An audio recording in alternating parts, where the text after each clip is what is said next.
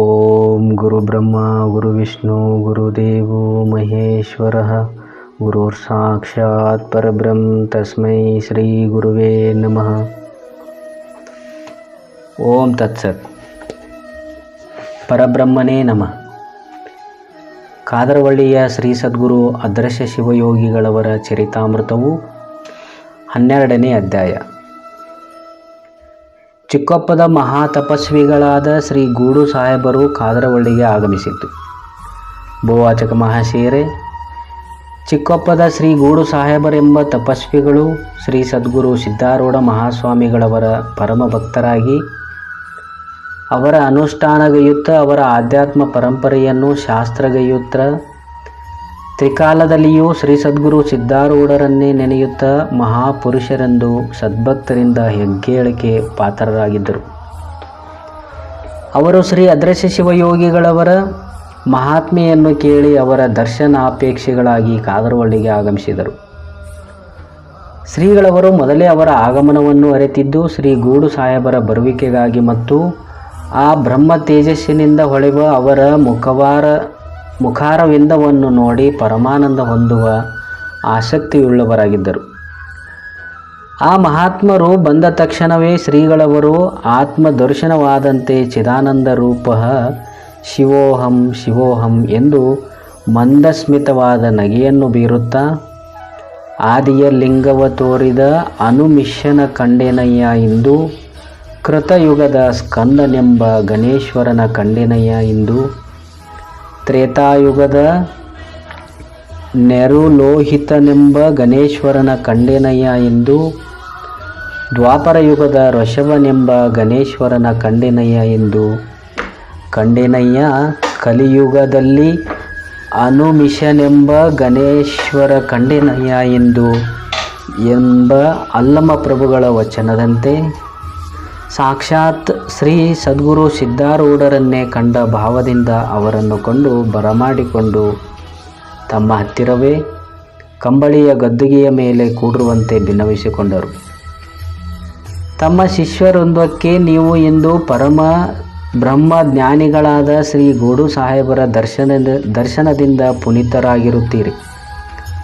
ಅವರ ಸೇವೆ ಮತ್ತು ಪೂಜೆ ಪುನಸ್ಕಾರಗಳನ್ನು ಮಾಡಿ ಪುನೀತರಾಗಿರಿ. ನಿಮ್ಮೆಲ್ಲರನ್ನು ಉದ್ಧರಿಸುವ ಸಲುವಾಗಿ ಹುಬ್ಬಳ್ಳಿಯ ಶ್ರೀ ಸದ್ಗುರು ಸಿದ್ಧಾರೂಢ ಸ್ವಾಮಿಗಳೇ ಇವರ ಅವತಾರದಲ್ಲಿ ಬಂದಿರುತ್ತಾರೆ. ಅವರನ್ನು ಪೂಜಿಸುವ ಸೌಭಾಗ್ಯ ನಿಮ್ಮದಾಗಿದೆ. ಆದ್ದರಿಂದ ಅಷ್ಟವಿಧಾರ್ಚನೆಯಿಂದ ಪೂಜೆ ಕೈಗೊಳ್ಳಿರೆಂದು ನೆರೆದಿರುವ ಭಕ್ತಾದಿಗಳಿಗೆ ಸೂಚನೆಯನ್ನು ನೀಡಿದರು. ಅದರಂತೆ ಅಲ್ಲಿ ನೆರೆದಿದ್ದ ಭಕ್ತಾದಿಗಳೆಲ್ಲರೂ ಅತೀವ ಆನಂದದಿಂದ ಪರಮ ಪೂಜ್ಯರಾದ ಶ್ರೀ ಅದೃಶ್ಯ ಶಿವಯೋಗಿಗಳನ್ನು ಮತ್ತು ಶ್ರೀ ಗೂಡು ಸಾಹೇಬರನ್ನು ಪರಮಾನಂದವೆಂಬ ಜಲದಿಂದ ಪಾದಾರ್ಪಣೆಯನ್ನು ಮಾಡಿ ದಿವ್ಯ ಸುಗಂಧವನ್ನು ಲೇಪಿಸಿ ಅಕ್ಷಯವೆಂಬ ಅಕ್ಷತೆಯನ್ನು ಇಟ್ಟು ಹೃದಯ ಕಮಲವೆಂಬ ಪುಷ್ಪವನ್ನು ಏರಿಸಿ ಸುಜ್ಞಾನ ವಾಸನೆಯೆಂಬ ಧೂಪವನ್ನು ಬೀಸಿ ಭಕ್ತಿರಸವೆಂಬ ನೈವೇದ್ಯವನ್ನು ಸಮರ್ಪಿಸಿ ತ್ರಿಕರ್ಣ ಶುದ್ಧವೆಂಬ ತಾಂಬೂಲವನ್ನು ನೀಡಿ ಶ್ರೀ ಗುರುಶಂಭುಲಿಂಗದ ಪಾದ ಪಂಕಜವೇ ಎಮ್ಮ ಮತಿಗೆ ಮಂಗಲವ ನೀಡು ಎಂದು ಜಯಘೋಷದೊಂದಿಗೆ ಸದ್ಭಕ್ತರು ಮಂಗಲವ ಮಾಡಿ ಹಾಡಿಕೊಂಡಾಡಿದರು. ತದನಂತರ ಶಿವಶರಣರ ವಚನಗಳನ್ನು ತತ್ವಪದಗಳನ್ನು ಹಾಡುತ್ತಾ ಶಿವನಾಮ ಸ್ಮರಣೆಯಲ್ಲಿ ಓಂ ನಮಃ ಶಿವಾಯ, ಶ್ರೀ ಗುರು ಬಾಬಾ, ಸದ್ಗುರು ಬಾಬಾ ಎಂದು ಭಜನೆ ಮಾಡುತ್ತಾ ಭಜನಾ ಕಾರ್ಯಕ್ರಮದಲ್ಲಿ ಎಲ್ಲ ಭಕ್ತಾದಿಗಳು ಪಾಲ್ಗೊಂಡು ಸಂತಸ ತೃಪ್ತರಾದರು. ತದನಂತರ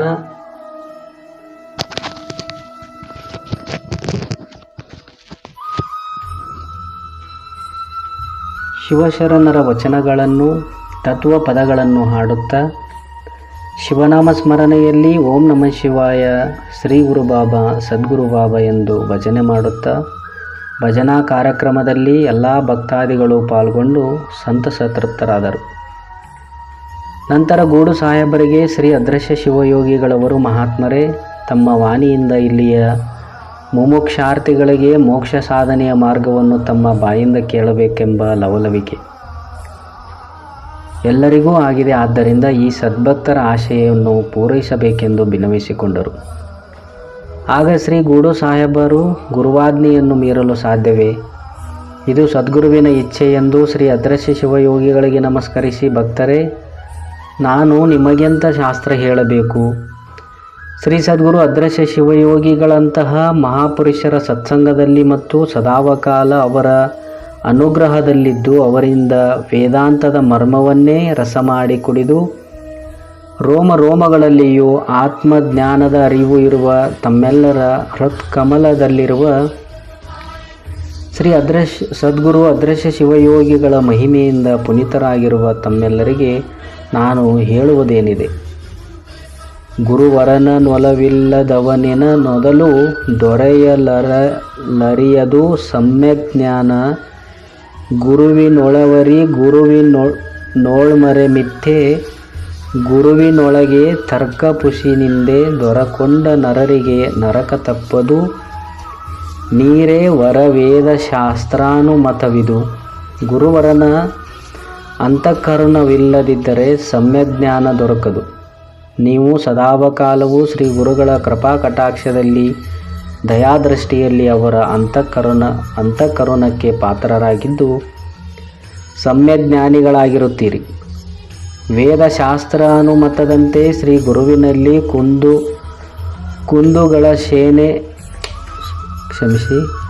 ಕುಂದುಗಳ ನೆನೆಸುವವರಿಗೆ ರೌರವ ನರಕ ತಪ್ಪದು. ಶ್ರೀ ಗುರುಗಳು ನಮ್ಮ ಇಚ್ಛಾನುಸಾರ ನಡೆಯುತ್ತಾರೆ. ಯಾರಾದರೂ ಅವರನ್ನು ಸಹಜವಾಗಿ ತಿಳಿದರೆ ಅವನು ಮನುಷ್ಯನಲ್ಲೇ ಮಹಾಪಾಪಿ ಎಂದು ತಿಳಿಯಬೇಕು.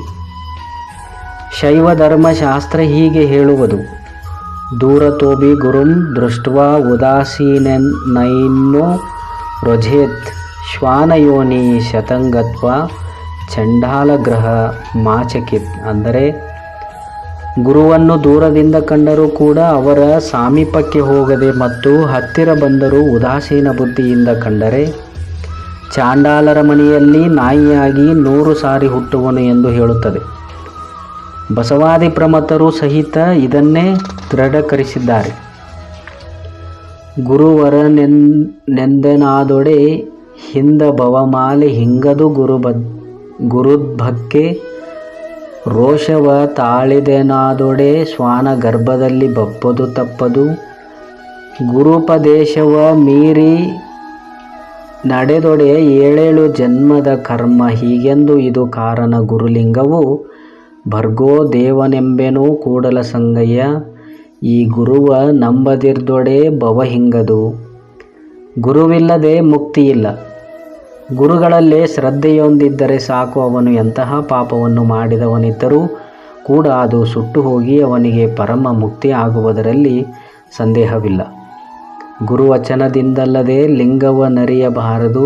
ಗುರುವಚನದಿಂದಲ್ಲದೆ ಜಂಗಮವ ನರಿಯಬಾರದು. ಗುರುವಚನದಿಂದಲ್ಲದೆ ಪ್ರಸಾದವ ನರಿಯಬಾರದು. ಗುರುವಚನದಿಂದಲ್ಲದೆ ತನ್ನ ತಾನರಿಯಬಾರದು.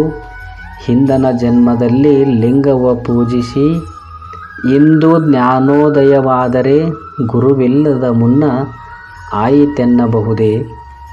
ತನ್ನಲ್ಲಿ ತಾನು ಸನ್ನಿಹಿತವಾದನೆಂದರೆ ಗುರುವಿಲ್ಲದೆ ಆಗದು ಕೇಳ.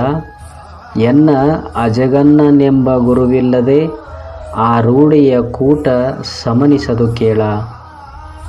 ಮುಕ್ತಾಯಕ್ಕನವರ ವಚನದಂತೆ ತನ್ನಲ್ಲಿ ತಾನು ಸನ್ನಿಹಿತವಾಗಲು ಗುರುವೇ ಕಾರಣ ಎಂಬುದು ಸತ್ಯ.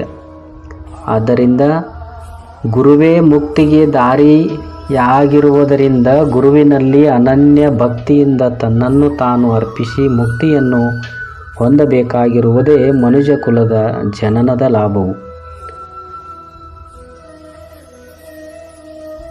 ಗುರುವಚನದಿಂದಲ್ಲದೆ ಭವಪಾಶ ಹರಿಯದು.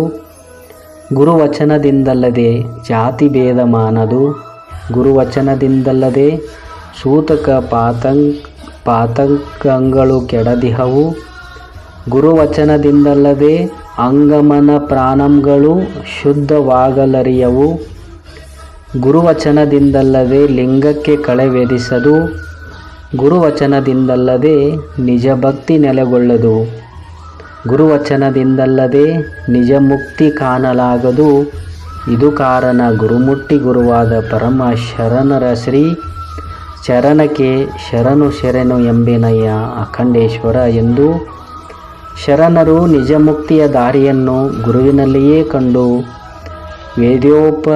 ವೇದೋಪನಿಷತ್ತುಗಳಿಂದ ಹಿಡಿದು ದಾಸರ ವೆರೆನ್ಯರವರೆಗೆ ಗುರುವಿನ ಗುಲಾಮನಾಗುವ ತನಕ ದೊರೆಯದೆನ್ನ ಮುಕುತಿ ಎಂದು ಸಾರಿ ಸಾರಿ ಹೇಳಿದ್ದಾರೆ.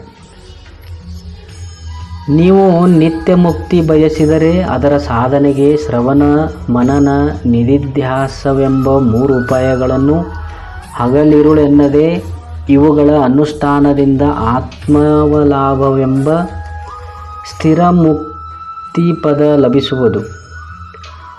ಅಮೃತ ಸ್ವರೂಪವಾದ ಈ 3ರಿಂದ ನಿಮಗೆ ಸದ್ಗತಿಯು ಸಮನಿಸುವುದು. ಆದುದರಿಂದ ಸ್ಥಿರ ಮುಕ್ತಿ ಆಕಾಂಕ್ಷೆಯು ಶ್ರವಣ ಮನನ ನಿಧಿಧ್ಯಾಸಗಳನ್ನು ಗುರುವಿನ ನಡಿವಿಡಿದು ಅಭ್ಯಸಿಸಬೇಕು.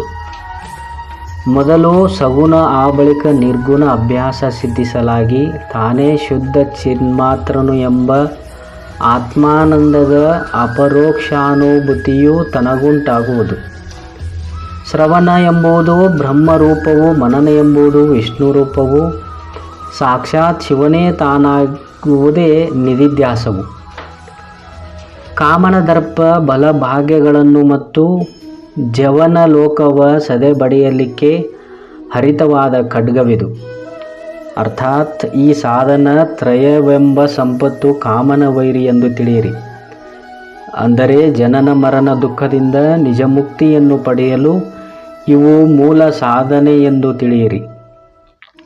ತನ್ನ ಗುರುವಿನ ಮೇಲೆ ಶ್ರದ್ಧೆ ವಿಶ್ವಾಸವನ್ನಿಟ್ಟು ಗುರುವಿನ ಬಾಯಿಯಿಂದ ಬರುವ ಪ್ರತಿ ವಚನಗಳನ್ನು ವೇದ ವಾಕ್ಯಗಳೆಂದು ಸೇವಿಸುತ್ತಾ ಗುರು ತನಗೆ ಏನನ್ನು ಹೇಳುವನೋ ಅದನ್ನು ಮನವಿಟ್ಟು ದೃಢವಾಗಿ ನಂಬಿ ಶಾಸ್ತ್ರಗಳು, ಶ್ರುತಿ ಸ್ಮೃತಿ ಪುರಾಣಾದಿ ಕಥೆಗಳು, ವೇದಾಂತದಲ್ಲಿ ಬರುವ ಸಾಕ್ಷಿತ್ವ ದೃಷ್ಟಾಂತಗಳು, ನಿರ್ಣಯಗಳು ಇವೆಲ್ಲವುಗಳನ್ನು ಸದ್ಗುರು ಮುಖೇನ ಕೇಳಿ ತಿಳಿಯುವುದೇ ಶ್ರವಣವು. ಕೇಳುತ್ತಾ ಪ್ರಮಾಣಿಸಿ ತಿಳಿದು ಭಿನ್ನ ಬುದ್ಧಿ ಇಲ್ಲದಿರುವುದೇ ಶ್ರವಣ. ಶ್ರೀ ಸದ್ಗುರು ಮುಖೇನ ಚೈತನ್ಯವೇ ತಾನೆಂದು ಶ್ರವಣದಿಂದ ನಿಶ್ಚಯಿಸಿದ ತಾನೇ ತತ್ವಮಸಿ ಸದಮದಲಾನಂದನೆಂದು ತಾನು ನಿಸ್ಸಂದೇಹವಾಗಿ ದೇಹ ಸಾಕ್ಷಿಕನು ಪರವಸ್ತು ಸೋಹಂ ಎನಿಪ ಆತ್ಮನು ಸರ್ವಂತರ್ಯಾಮಿ ಮಹಾಮಹಿಮನು ಯಾವಾಗಲೂ ಇರುವ ಸತ್ಯವಸ್ತು ತಾನೆಂದು ಯುಕ್ತಿ ಅನುಮಾನಾದಿ ಪ್ರಮಾಣಗಳಿಂದ ಪದೇ ಪದೇ ನೆನಪು ಮಾಡಿಕೊಳ್ಳುವುದೇ ಮನನ. ಮನನದಿಂದ ನಿಸ್ಸಂಶಯ ಜ್ಞಾನವಾದ ಬಳಿಕ ಪೂರ್ವದ ಘನ ಮಹಾಪಾತಕಗಳು ನಾಶವಾಗುವವು. ಮನಸ್ಸು ಆತ್ಮನೊಡನೆ ಗಟ್ಟಿಯಾಗಿ ಜೀವಭಾವವಳಿದು ಬ್ರಹ್ಮನೇ ತಾನೆಂಬ ಆತ್ಮಾಭಿಮಾನುಭವವು ಅಚಲವಾಗಲು ಬ್ರಹ್ಮಸ್ವರೂಪಿಯಾಗಿ ಆತ್ಮಾನಂದದಲ್ಲಿ ಮನನವು ನಿರಂತರವಾಗಿ ಲೀನವಾಗಿರುವುದೇ ನಿಧಿಧ್ಯಾಸವು. ಇದನ್ನೇ ವೀರಶೈವ ಸಿದ್ಧಾಂತದಲ್ಲಿ ಲಿಂಗಾಂಗ ಸಾಮರಸ್ಯವೆಂದು, ಷಟ್ ಸ್ಥಳಗಳಾದ ಭಕ್ತ ಮಹೇಶ, ಪ್ರಸಾದಿ, ಪ್ರಾಣಲಿಂಗಿ, ಶರಣ ಐಕ್ಯ ಇತ್ಯಾದಿ 6 ಸ್ಥಳಗಳಲ್ಲಿ ಲಿಂಗಾಂಗ ಸಾಮರಸ್ಯ ಹೊಂದಿ ಲಿಂಗವೇ ತಾನೇ ಲಿಂಗವಾಗಿ ಸ್ವಯಂ ಲಿಂಗದನುಭವ ತನಗೆ ದೊರಕೊಂಡ ಬಳಿಕ ದೈವ ಲೋಕವೆಂಬುವುದೇನು ಮರ್ತ್ಯಲೋಕವೆಂಬುವುದೇನು ಆವುದರಲ್ಲಿ ಭೇದವೇನಯ್ಯ ಕೂಡಲ ಸಂಗಮ ದೇವ ಸರ್ವವೂ ನೀವಾದ ಬಳಿಕ ಆಲಸ್ಯ ಉಂಟೆ ಎಂದು ಸರ್ವವೂ ಲಿಂಗಮಯವಾಗಿ ತೋರುತ್ತದೆ.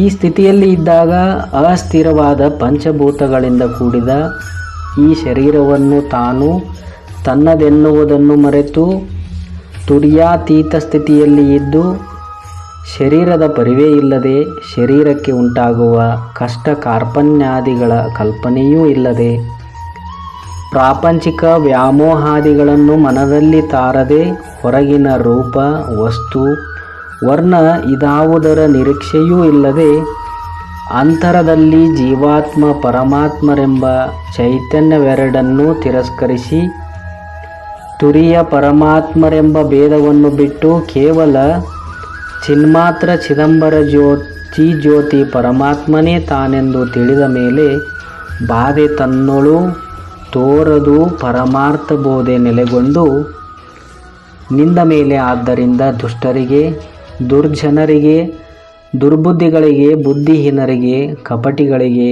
ದುರಾಲೋಚನೆಯುಳ್ಳವರಿಗೆ, ಕರ್ಮಿಗಳಿಗೆ, ಭ್ರಷ್ಟರಿಗೆ, ಒಣಬಡಿವಾರ ಮಾಡುವವರಿಗೆ, ಕಪಿಚೇಷ್ಟೆಯುಳ್ಳವರಿಗೆ, ಅಧಮ ಜನರಿಗೆ ಈ ಸಾಧುಗಳು ಹಿತವಾಗಿ ತೋರುವುದಿಲ್ಲ.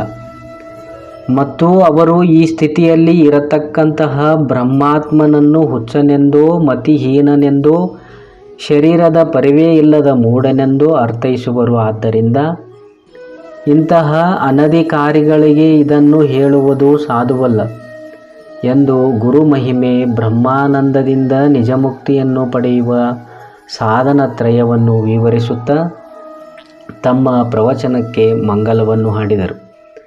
ಎಂಬಲ್ಲಿಗೆ ಶ್ರೀ ಸದ್ಗುರು ಅದೃಶ್ಯ ಶಿವಯೋಗಿಗಳವರ ಚರಿತಾಮೃತದಲ್ಲಿ 12ನೇ ಅಧ್ಯಾಯವು ಸಂಪೂರ್ಣವಾದುದು. ಜೈ ಜೈ ಶಿವನೋ ಪಾರ್ವತಿ ಪತಿ ಹರ ಮಹಾದೇವ.